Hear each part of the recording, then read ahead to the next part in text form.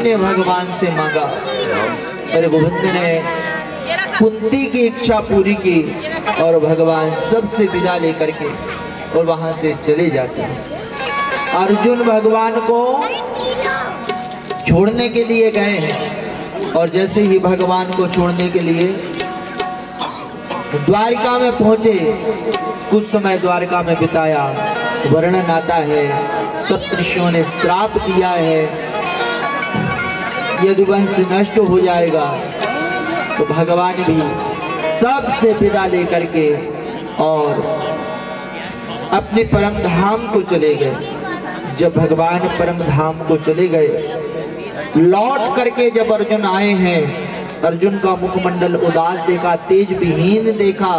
युधिष्ठिर जी ने पूछा, आपका मुखमंडल इतना उदास क्यों है? द्वारका में सब कुशल मंगल तो है?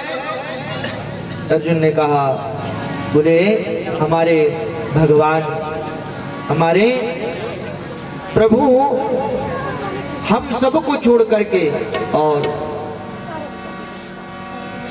अपने परम धाम को चले गए हैं। युधिष्ठिर जी ने जैसे ही सुना, युधिष्ठिर जी कहने लगे, जब भगवान ही हमें छोड़ करके चले गए, हम प्रभु के बिना नहीं रह सकते। इसलिए भगवान ने तत्काल अपने पुत्र युधिष्ठिर जी महाराज ने परीक्षित जी को राज्य सिंहासन पर अभिषिक्त किया। परीक्षित जी कहने लगे, बाबा इतने जल्दी आप मुझे राजा बना रहे हैं, अरे अभी मेरी उम्र ही क्या है? तो युधिष्ठिर जी ने कहा कि बेटा, जिम्मेदारी का बोझ जितनी जल्दी कंधों पर सौंप दिया जाए उतना ही अच्छा होता है।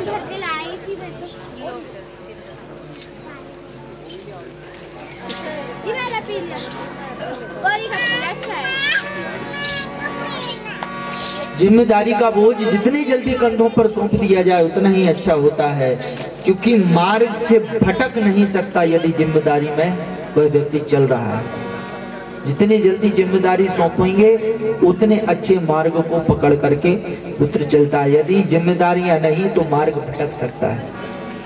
आज परीक्षित जी को राज्य सिंहासन पर अभिषिक्त करके पांचों पांडव गए बियाबान वन में और प्रभु का स्मरण करते हुए, भगवान का ध्यान करते हुए सोमवती अमावस्या के दिन पांचों पांडव स्वर्गारोहण हो गए और माता कुंती और द्रौपदी अपने परम धाम को चली गई। क्योंकि ये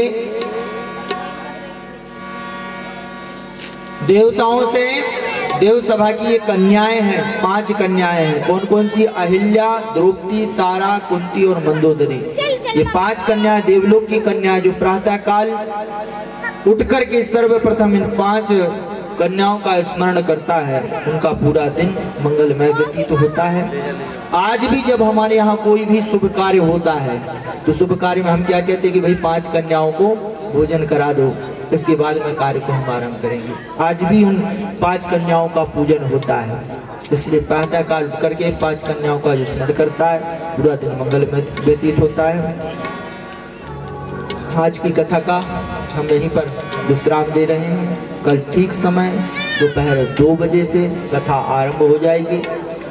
समस्त श्रोतागण, माताएं, बहनें समय का विशेष ध्यान देते हुए 2 बजने के पूर्व ही यहाँ पर उपस्थित हो जाएं।